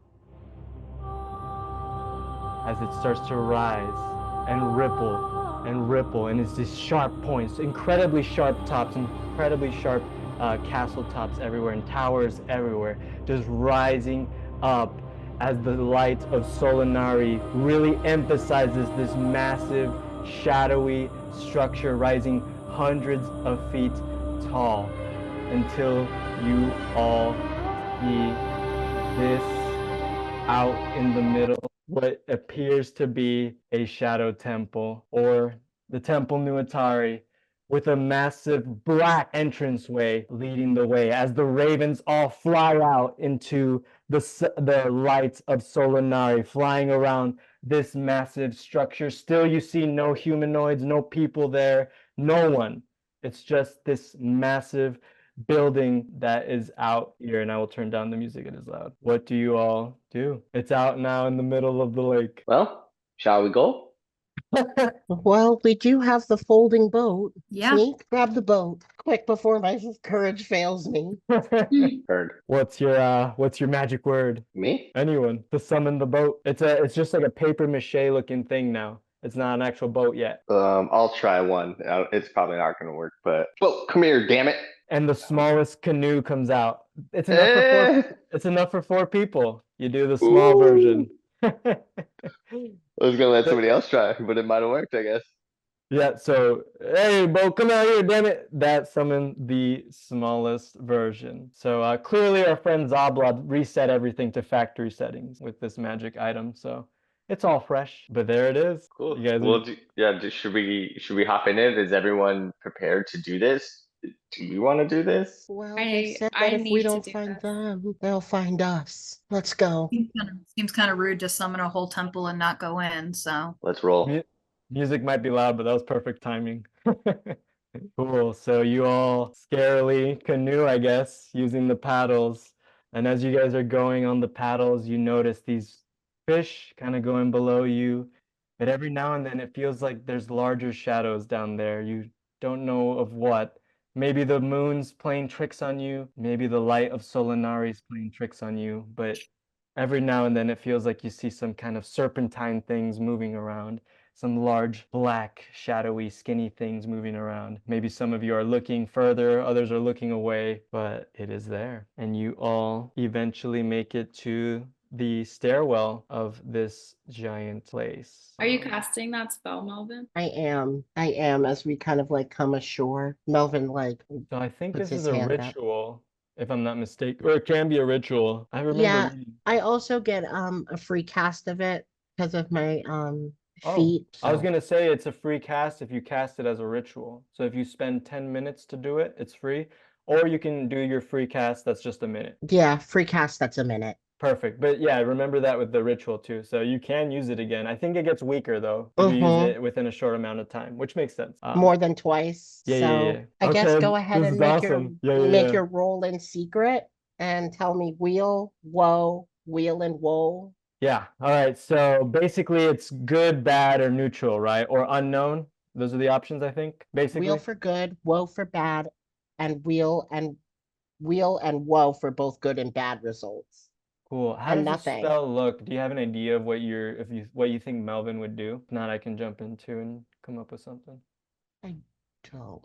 Yeah. So I feel like you look at your ring of Branchala, you kind of maybe whisper something, some kind of saying regarding the future, regarding the paths, maybe a new Anesti saying, and you kind of hum like a little tune to yourself to kind of channel Branchala's power. And the wind kind of starts to blow and pick up around you, and a leaf falls right onto your lap slowly. And that leaf is green, but has many holes in it, as if something was eating it up. And that is your augury message.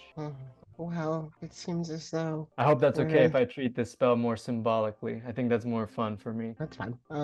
Melvin's gonna kind of bring everybody in, show them the leaf, kind of tell them real shorthand what happened with Ronchala and why augury is a thing, and basically tell them the omen. I'm not really sure what it means. It's the first time I've tried to use this, but I think we have to go. Lyx? I think we do too. I don't really know what that leaf means though. I think it means we should be very careful. Let's go.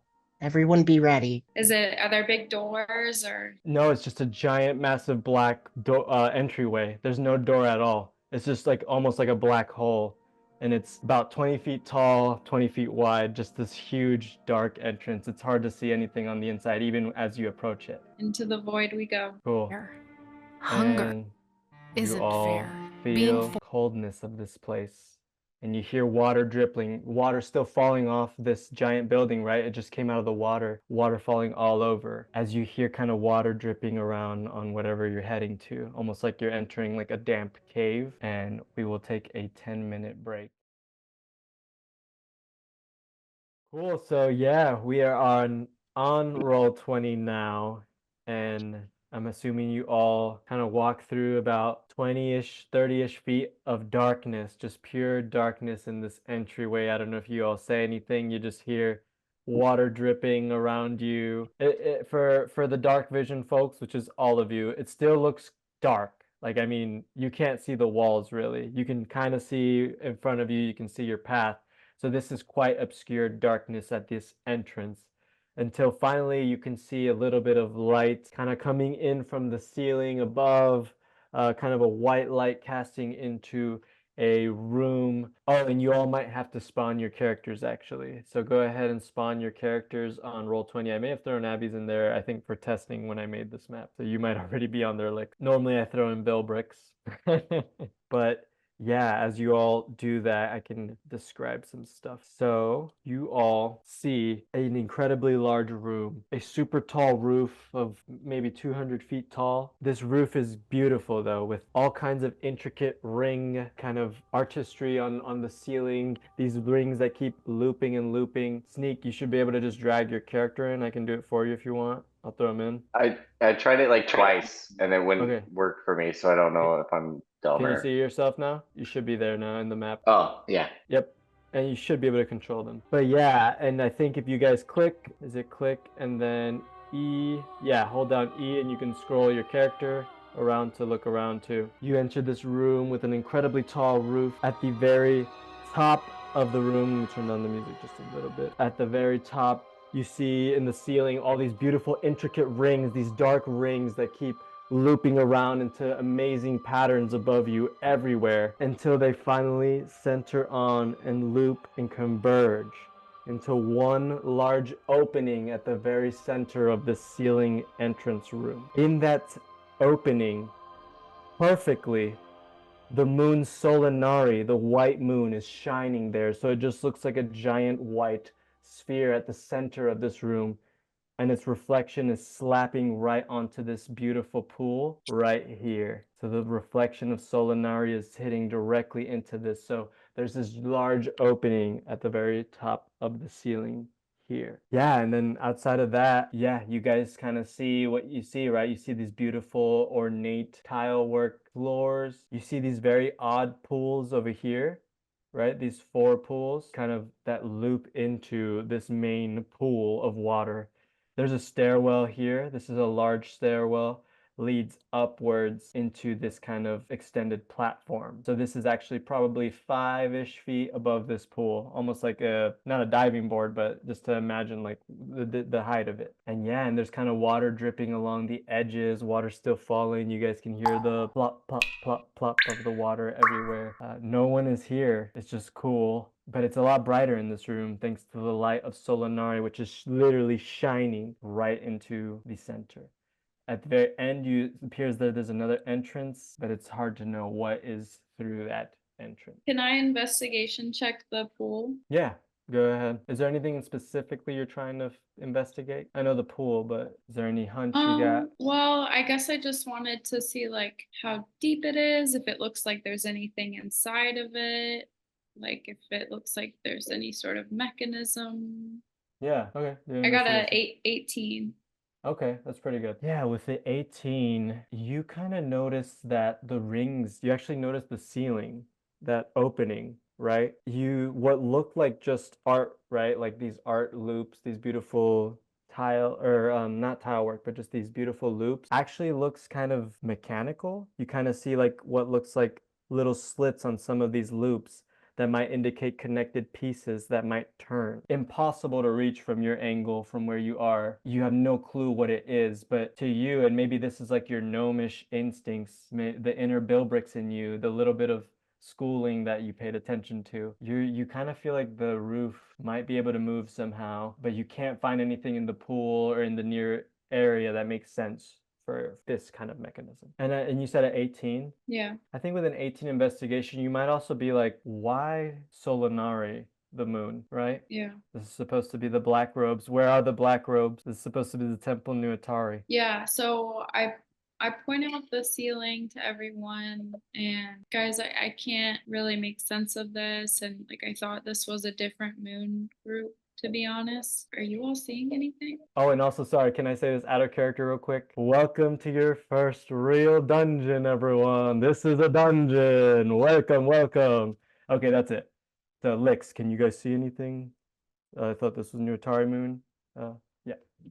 So this is a dungeon. This is a fully explorable place, right? You see a door, you can enter it, and as long as it's open. There's more to this place. I'm gonna walk towards the onto the platform, kind of quiet steps, very small, careful steps, very frightened, like pretty damn terrified. This is gross. There's a lot of despite having grown up in the Underdark where there's all sorts of caves, this is much unlike anything that Melvin's ever seen before. So kind of with a trepidatious kind of feeling, he's going to lightly drop the Brancala leaf into the pool of water and see if anything happens. Okay, you do that, and for a split second, it looks like the holes in the leaf fill with white light, just bright light. And then the leaf kind of just moves along on the pool and that effect goes away.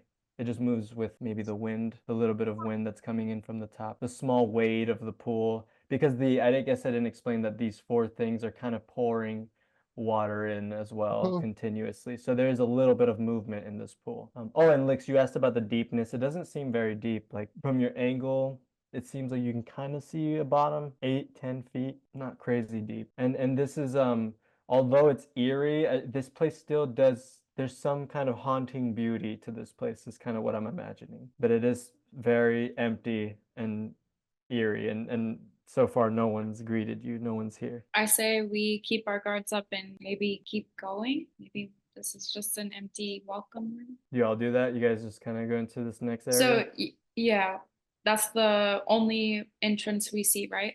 Yep, from Okay. this vantage, and yeah, from your investigation and everything. Yep. Before we do that, can I go over to like one of the two pools closest to us that's like feeding into it and see if there's anything that seems special about it? Sure, I'll let you do an investigation check. I'm guessing the music's pretty mild, not too crazy. Oh shit, not amazing. Now you just notice that the pools kind of keeps pouring water into this main section, and you're proud of yourself for being like, that's Solinari. That is the moon, the white moon Solinari. Cool. So are we all advancing then? We're agreeing to go to the next place? Cool. So we do. You guys might have to spawn yourselves again, but that's okay. I think your character's bodies should stay wherever you spawned. So when you go back into those rooms, you'll just be there. So you might have to spawn yourselves real quick. Let me know. Does anyone need help? Sneak, I can throw you in there real quick. So this is a much more decorated room. You are welcomed by a beautiful room with very interesting trees. 2 trees actually in the center. These beautiful trees out here in the center. Or 3 trees, my bad. 3 trees. These trees are kind of purpley grayish in nature. It's hard to tell what type of trees they are. Very odd trees, but gorgeous. You see random statues kind of throughout the room. There's 4 statues in, so there's one over here, one there. And actually, I won't explain them all, let you guys explore. But there are statues just in first glance. And then it seems like there's another pool of water kind of over here in the middle, along with these nice, pretty stone benches. Vegetation has started to grow around this area, kind of like algae, mossy stuff, roots, kind of stuff that might grow if you're underwater, right? And if you leave a piece of equipment, if you leave a rock underwater, a giant boulder gathering algae and seaweed, and some of it can be seen kind of laying around as the water driplets still fall around in this room. But outside of that, I'll let you guys explore, and we can keep going from there. I guess I'm gonna go ahead. I see that like one side it looks like darkness is pouring in and the other side light's coming in. Mm-hmm. Since this was all about like our darkness, I'll go over to the dark side and like Cool. Yeah. investigate again, I guess. Yeah, okay. I might make you do an investigation check, but some of this is just there, right? So what you immediately see, regardless of an investigation check, you see that this says that this is a statue of Gillian. And you kind of see this kind of abstract being, a little formless humanoid. It's hard to tell, but they're holding a book in this statue. And it says Gillian, the god of knowledge and neutrality. And then there's like kind of a stone quote on this structure at the bottom on the platform of the statue. And it says, though thy followers, oh, sorry, I'm hearing someone's echo. It says, though thy followers wish to smite us, your pursuit reigns true with us. To seek the Tolbril is to seek true enlightenment. So what I'll have you do, Willow, is actually do like a history check or religion. I'll let you choose history or religion. And I don't know if you call anyone over, they can also do history and religion check. So this is Gillian, the god of neutrality and knowledge. Oh my lord. Yeah, not great. Yeah, you might be like, shit, if you guys want, there's Gillian. I don't know. Yeah, I don't know. If anyone wants to know more. Yeah, no, that's exactly what I do. I'm like, cool, deity. Anybody else? So yeah, oddly enough, they are surprisingly caring about this god of neutrality. And yeah, if you want to just feel free, do your checks and just tell me what you're doing just to keep the pacing going. You can just do your checks. If you want to do something, just do it and we'll react. Yeah, Melvin, so with that history check, okay, I might do something else for you, Sneak, depending on what you're going to use your investigation for. So think about what you're investigating because it's important and it could be helpful with that 15. But Melvin, with that 13, you know that Gillian is the one in the middle, right? There's Takesis, there is Paladine, and then there's Gillian, the god of neutrality, and apparently knowledge. I think with that check, you surprisingly don't know too much about Gillian. You just know that their followers care about truth. They care about reality. They care about recording history, recording what is. And with a 13, I think that's good enough to know this is one of the main deities that the Red Robes worship and follow. So the Red Robes predominantly follow and gain their power from Lunatari, the Red Moon, but tied to that neutrality aspect is Gillian, the god of neutrality, the one in the middle. Sneak, what are you trying to investigate? Since this is a big space, I'll need you to be specific. What are you looking for? Is there anything you're looking at specifically? I would say, so is it a painting or is it like a statue or? These are statues all around. There's no paintings at the moment that you can see. Okay, well, I'm gonna look at the statue, but I'm gonna also look at like maybe what it's set on or maybe the shrine that it's in. I would like to look for just clues or scratches or just things around. Okay. I think because you're close enough, with a 15, you notice that the tree is very climbable next to you because it's right, if you're over there with your friends, it's just an observation you make. With a 15, you're probably a little confused as to why they would have a statue of Gillian, even though you don't care too much about the religion and the gods and stuff, just because Gillian is not a god of darkness, right? It's not anything related to Nuatari, the god of supposedly evil magic and darkness, the black moon in the sky. So you're wondering why the robes would care for Gillian. You can tell though by the language, right? That the language of it was, though thy followers wish to smite us. You could tell this was probably hundreds of years ago, this statue made, and maybe this entire temple, because that is not really how people speak right now in the current age. So yeah, you notice a climbable tree with that investigation check. You notice this pond again, looks like a good place to chill. You definitely notice like this winged statue over here. It kind of caught your attention. It's kind of fancy and it has these like purplish like orb decorations around it with another kind of something over here. It looks like some kind of scriptures or something, stone writing. But yeah, so I think with the 15, that's probably good enough. But you do, yeah, the tree really catches your attention because you're Sneak, the pond perhaps, and then yeah, this bigger statue over here of this winged individual. Actually, shit, with the 15 Sneak, you also notice way high up above, it's not on the map, but on the right side of this map, high up above, you see a hole in the ceiling. So through the ceiling, you see what looks like a hole that you may or may not be able to read. Oh, well, I mean, it would take some kind of, I don't know, climbing a tree, jumping, I don't know, rope, something. But there is a hole in the ceiling up here. You do notice that too. I think that would be fair because you're looking around and you just see this fucking hole up in the right side of the ceiling. We're not trying to get out by any means though, right? No, but it's a hole that, I mean, you could tell this is a huge building. It's a hole that would lead to another section of the building. Not like outside. Yeah, probably not. It's possible. You don't know the structure on the very outside, but it's definitely some kind of entrance. But it's out of, there's an entrance down here, right? And an entrance here. You guys came from down here.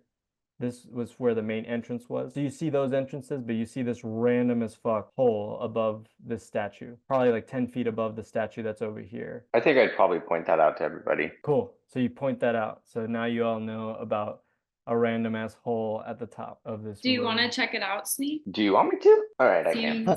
It seems interesting. Well, Yeah, I certainly don't have the courage to do it. I'll try to make my way up to the tree. Okay, so I'm guessing you would climb this tree then, right? Yeah, that's what I mean. And then, so how are you going to get there? Are you going to just try to jump? It's like 10 feet above you, actually. I have a Sneak. If you pull out the bag of holding, I have a 10-foot ladder. What? I might have a rope. I bought a ladder from Than before shit hit the fan. Oh yeah, well then let's bring it out. I have a rope though. Oh no, I don't. I thought I had a rope. You should have some rope. A hempen rope, yeah. Some. A hempen rope. Sorry, I guess I wasn't clear. So from the statue, it's 10 feet up. From the floor, it's probably, like 16, right? 16 to 20 feet from the floor. So yeah, you guys can try and do something with the ladder, but from just the floor, it wouldn't be enough. It looks like I do. It says 1 hempen rope. It doesn't say how long it is for sure, but we can just probably assume that it's enough. However, what I could do is I could shoot a sand-filled boxing glove with the hempen rope on it. If we could go up there and at least stick in a little bit, maybe I could just jump in onto the rope I don't know, dude. You guys can try whatever you want. Somebody throw me up there. I don't care. All right, I'll give you the boost. I don't know. Uh, I'm gonna say even with a natural 20, I don't think you can throw him 16 feet up in the air. So Yeah, it's there's gonna need to be something else going on here. Sneak, take my hand. I mean, you can help. You guys can all help. You can do something, but a pure throw will not work. Maybe from the tree, I guess, but that might have to be natural 20 territory. Are you taking my hand or no? Yeah, I'll take it. Oh, I know And where then this is going. I'm imbuing you with the power of spider climb. Of course. Yeah. Hooray! So he's basically Spider-Man, right, Abby? Is that the spell? How Yeah. long does it last? Up And to do an you- hour if I concentrate. Do you need to be seeing him? Does it specify? I just have to touch him, and it doesn't say anything about needing to see the person. Okay, so as long as you're focusing on the spell, regardless, there's no distance really. As long as does it say a distance, like feet? Nope. Okay. Its walking speed is the same as its climbing speed in any direction. Sneak, you are now Spider-Man. You can climb up walls. Can I just like see if I can just jump straight across to the wall? Sure, if you want to add some fanciness to it. Yeah, go ahead. Yeah. Do a acrobatics. Actually, yeah, go ahead. Do acrobatics. I think it's technically athletics, but I'll give you acrobatics. No, it did not go good. It's a 7. You land on the statue, and you notice that the statue is literally death. It looks like the Grim Reaper with a scythe. You're on the statue. You're not hurt, but you didn't make an epic jump. You can keep climbing. All right, well then after I dust myself off, I'll just start climbing up the wall.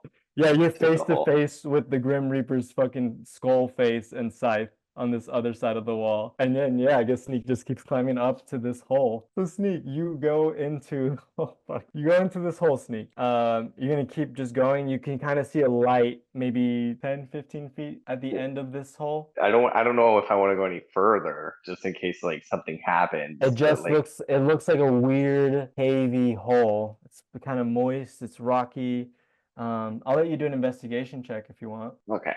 Unless you want to go further, but from your point, you can do an investigation check. 15. Nice. You find a note. You find a weird ass, really crumply note, kind of wet. Like if you pull it too hard, it'll pull apart. But you see this, Sneak, and I'll show you right now. I'll stop your screen share just for a moment, Sneak. Okay, I stopped it. And I'll just I'll show it with all of you just because I'm guessing Sneak will show it. So it's dated 250 years ago, this note. The red and white tyrants tricked us all. They plan to end our order. If anyone finds this, the 4 dark flames are needed to activate the astral observatory in the entrance. Aim for Nuatari. Then the way shall be revealed. I am praying Isabella is safe. In the darkness, we are one. Sister Errol. Sneak, you just found this note in this weird hole, in this weird hidden hole. Yeah, I found this note.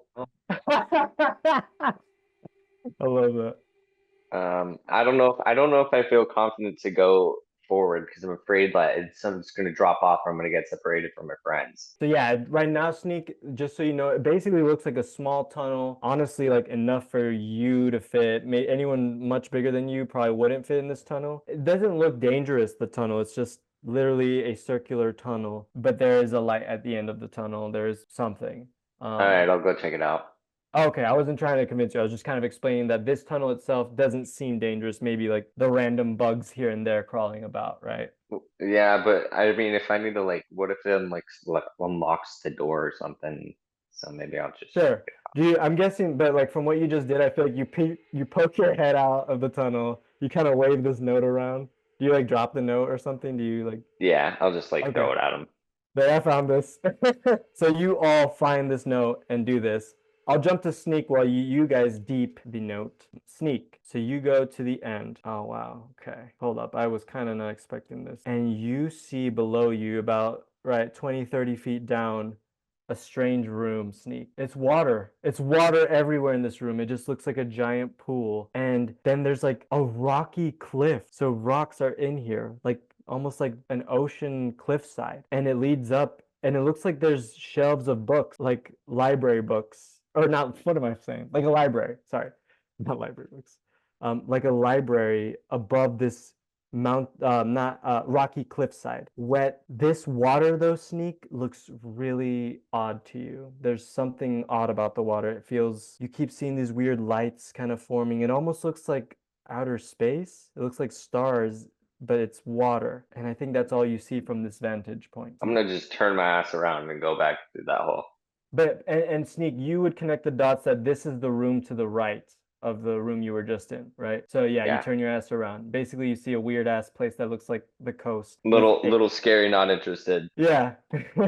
Alrighty. So you all have access to the note. You all know the note. How are we all doing actually? Do we want to stop there and leave it on this creepy note and this information? I'm happy that we're here though. And what I'll do to kind of keep the fun going of this temple is at least this room, I'll leave it up on Roll20, and you guys can interact with this room from now until next session if you want. So you can say, I check out this statue or whatever, I check out this pond. So within this room, you guys can do stuff still until the next session if you want to. But yeah, you all have access to that note. I can also share that note again. And yeah, I hope you guys are a little spooked.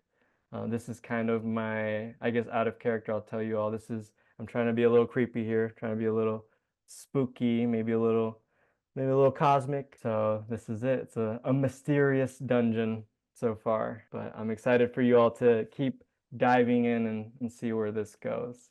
Yeah, this looks sick. Awesome.